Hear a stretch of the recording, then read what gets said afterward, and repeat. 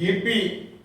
ജയരാജന്റെ ആത്മകഥ പുസ്തകത്തിലെ ചില കാര്യങ്ങൾ പുറത്തു വന്നതുമായി ബന്ധപ്പെട്ടാണ് ഇപ്പോൾ വിവാദങ്ങൾ സൃഷ്ടിച്ചിരിക്കുന്നത്. E P. Jayarajan CPIM, DC book,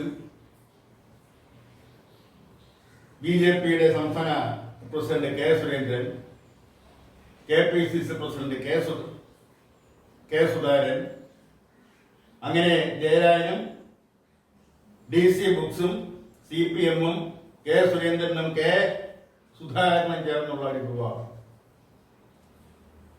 ഇത് പല രഹസ്യങ്ങളും ഉള്ളിൽ പുകഞ്ഞുകൊണ്ടിരുന്ന പല കാര്യങ്ങളുമാണ് ജയരാജൻ ഇപ്പോൾ പുറത്തുവിട്ടിരിക്കുന്ന ആത്മകഥയിലൂടെ പുറത്തുവിട്ടിരിക്കുന്നു എന്നാണ് കെ സുധാകരൻ പറയുന്നത്.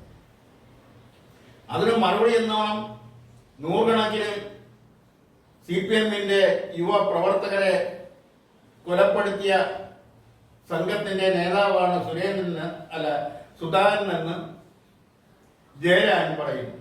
അവിടെ കൊലപാതകം ചെയ്യുന്നതിൽ ആരും മോശക്കാരല്ല. 700ഓളം കൊലപാതകങ്ങൾ കഴിഞ്ഞ കുറെ വർഷങ്ങൾ എടുത്ത് നോക്കിയാൽ, അല്ലെങ്കിൽ ഒന്നൊന്നര പതിറ്റാണ്ട് എടുത്ത് നോക്കിയാൽ 700 അതിലധികമോ ചെറുപ്പക്കാരാണ് കണ്ണൂർ പിടഞ്ഞു വീണ് മരിച്ചത്. അതിൽ ബഹുഭൂരിപക്ഷവും CPM-ഉം BJP RSS പ്രവർത്തകരുമാണ്. അവിടെ ഏകദേശം 50-50 പകുതി വരും. 4-5 കോൺഗ്രസ്സുകാരും വരും. ഇതാണ് കണ്ണൂർ രാഷ്ട്രീയം. കണ്ണൂരിന്റെ സ്ഥിതി ഇതാണ്. അതങ്ങനെ നിൽക്കട്ടെ.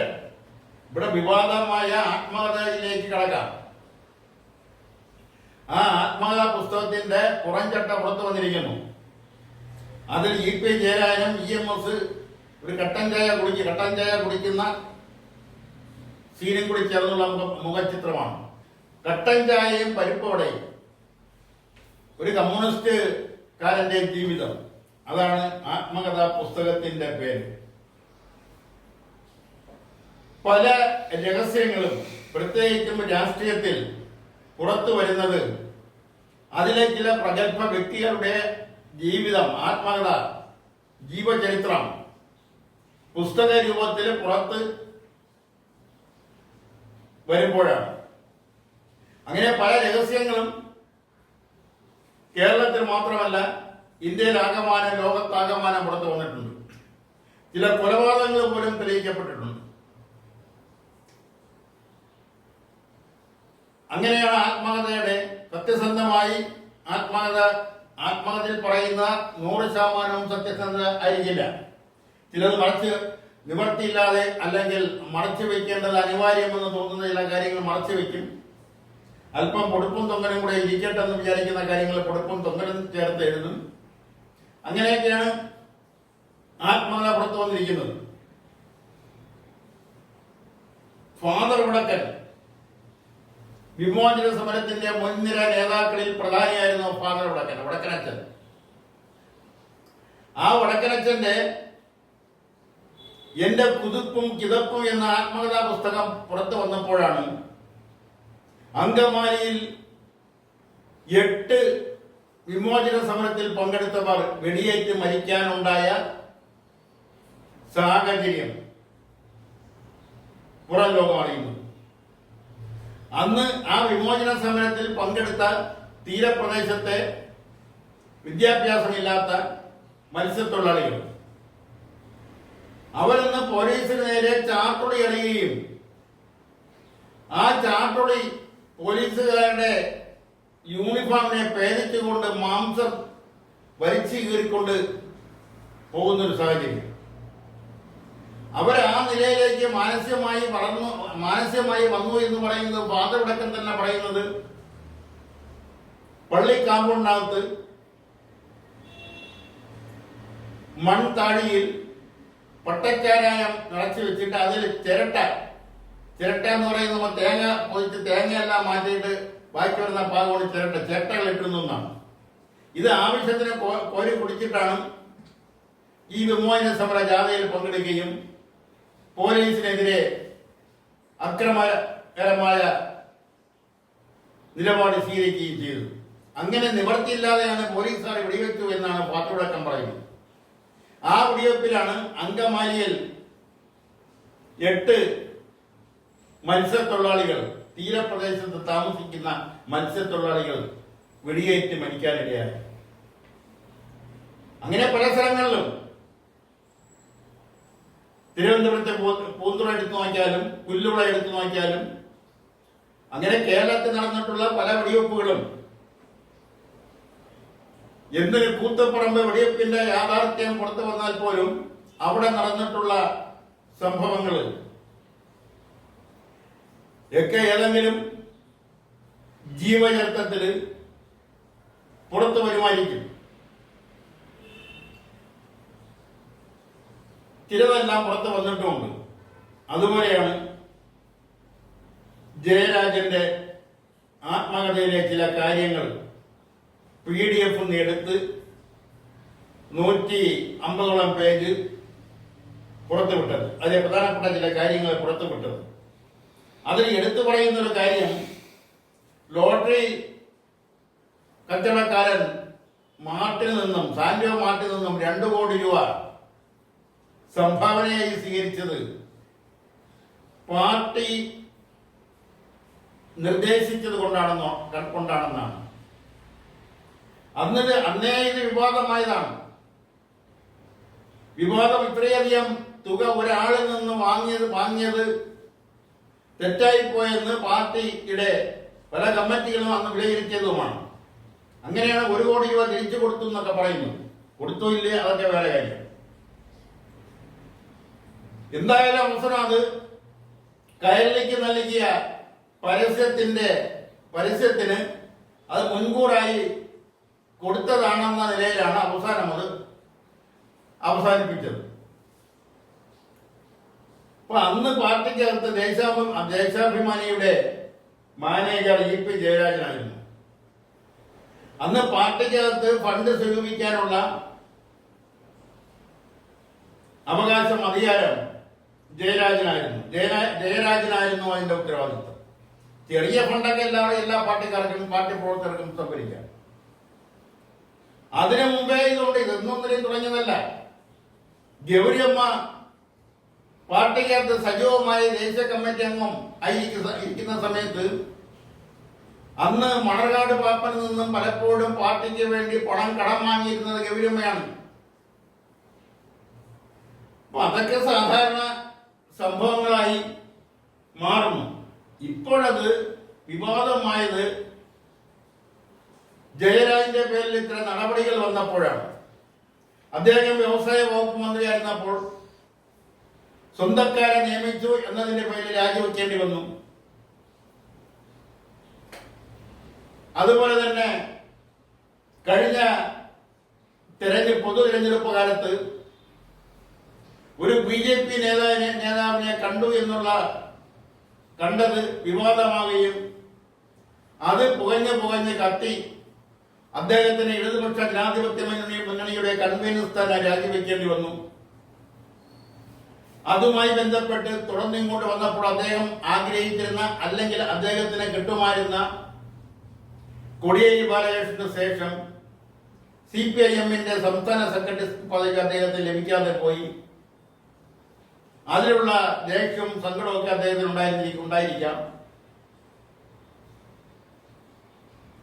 അങ്ങനെ അദ്ദേഹവുമായിട്ട് ബന്ധപ്പെട്ട പല സംഭവങ്ങളുമുണ്ട്. അതിലേക്കൊന്നും ദീർഘമായി കിടക്കുന്നില്ല. ഈ DC ബുക്കാണ് പ്രസിദ്ധീകരിക്കുന്നത്. എന്നാൽ ആ പുസ്തകം എഴുതി തീർത്തിട്ടില്ല. DC ബുക്കിന് അങ്ങനെ ഒരു കരാർ കൊടുത്തിട്ടില്ല എന്നാണ് അതുമായി ബന്ധപ്പെട്ട് പറയുന്നത്. DC ബുക്കിന് അങ്ങനെ ഒരു കരാറ് അവർക്ക് അതിൻ്റെതായ ചില മാനദണ്ഡങ്ങളുണ്ട്. ആ മാനദണ്ഡങ്ങളുള്ള കരാറിൽ ഒപ്പിട്ട് ഒരു എഗ്രിമെന്റ് ഇല്ലാതെ അവർ ആരുടെ പുസ്തകം എടുത്ത് പ്രസിദ്ധീകരിക്കുമെന്നോ അച്ചടിച്ച് പ്രസിദ്ധീകരിക്കുമെന്ന് തോന്നുന്നില്ല. DC എന്ന് പറയുമ്പോൾ അതിന്റെ യഥാർത്ഥ പേര് ഡൊമിനിക് ചെറിയൻ എന്നാണ്. അദ്ദേഹം സ്വാതന്ത്ര്യ സമര സേനാനിയായിരുന്നു. കോൺഗ്രസിന്റെ തലമുതിർന്ന നേതാവായിരുന്നു. കേരള സാഹിത്യ അക്കാദമിയുടെ ബോർഡ് മെമ്പറും നാഷണൽ ബുക്ക് സ്റ്റാളിന്റെ ചാർജുള്ള ഡയറക്ടറായിരുന്നു അദ്ദേഹം.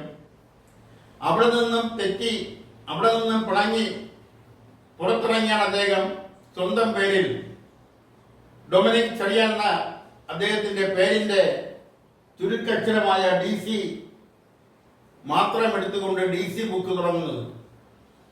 അത് നാഷണൽ ബുക്ക് സ്റ്റാൻഡിനേക്കാളും വളർന്നു വലുതായി. ആ DC ബുക്കാണ് ജയരാജന്റെ ആത്മകഥ അച്ചടിച്ച് പ്രസിദ്ധീകരിക്കുന്നതിനുള്ള കരാറിൽ വാങ്ങിയിരിക്കുന്നു എന്ന് പറയുന്നു.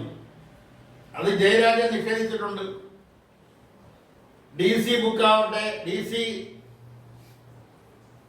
കിഴക്കേ മുറിയുടെ അല്ലെങ്കിൽ ഡൊമിനിക് ചെറിയന്റെ മകനാണെന്നതിന്റെ അന്ന് ആ ബുക്ക് നടത്തിപ്പുകാരൻ അവരത് ഉൾക്കൊള്ളുകയോ നിഷേധിക്കുകയോ ചെയ്തിട്ടില്ല.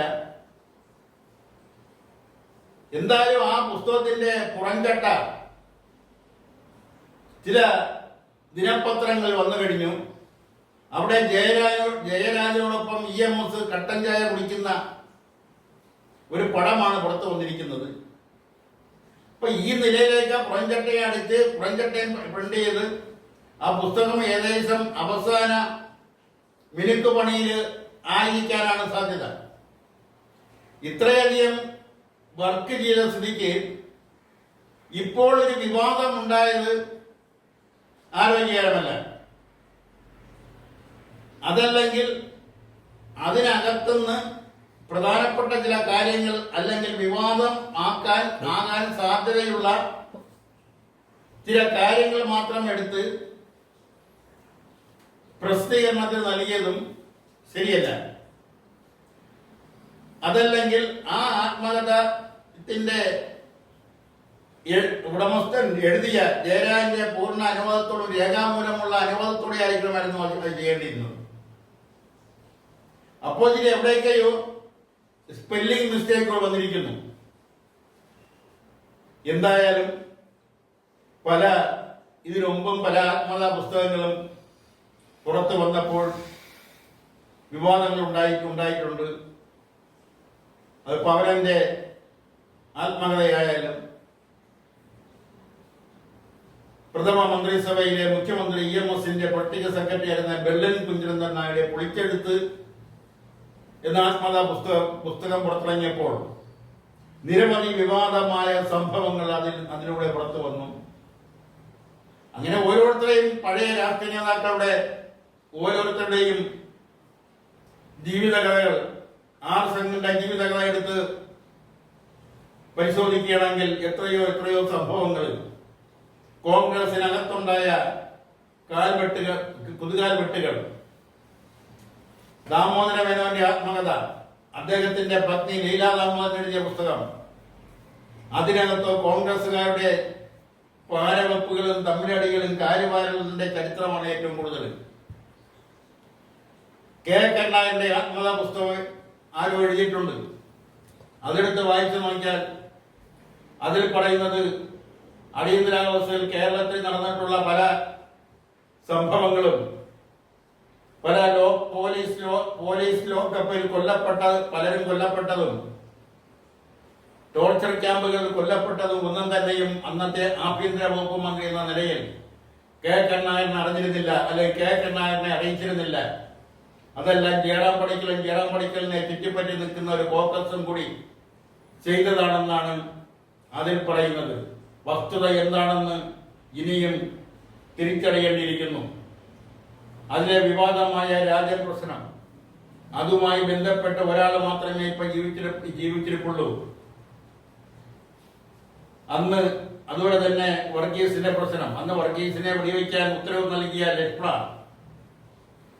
രാജന്റെ ഉരുട്ടിക്കൊലയുമായി ബന്ധപ്പെട്ട ലക്ഷ്മ, ആ ലക്ഷ്മ മാത്രമേ ഇന്ന് ജീവിച്ചിരിപ്പുള്ളൂ. അദ്ദേഹം എന്തെങ്കിലുമൊക്കെ ഒരു പുറത്തു കളയുമായിരിക്കാം. എന്തായാലും ഈ പ്രഗത്ഭയുടെ ജീവിതകഥകൾ, ആത്മകഥ പുറത്തു വരുമ്പോൾ അതിനോട് ചേർന്ന വിവാദങ്ങളും പൊട്ടിപ്പുറപ്പെടുന്നത് കേരളത്തിലല്ല, ഇന്ത്യയിലല്ല, ലോകത്തിലെ പല പ്രഗത്ഭരുടെയും ജീവിതകഥ പുറത്തു വരുമ്പോൾ ഇതുപോലുള്ള വിവാദങ്ങൾ, ചെറുതും വലുതുമായ വിവാദങ്ങൾ, സങ്കീർണമായ വിവാദങ്ങൾ, അത് പല രാഷ്ട്രീയ ചേരിതിരിവുകൾക്കും കാരണമായിട്ടുണ്ട്. പല രാഷ്ട്രീയ പോളറൈസേഷനും അത് കാരണമായിട്ടുണ്ട്. അതുപോലെ ഇതിനി എന്താണ് സംഭവിക്കാൻ പോകുന്നതെന്ന് കാത്തിരുന്ന് കാണുകയെ നിവർത്തിയുള്ളൂ. നന്ദി, നമസ്കാരം.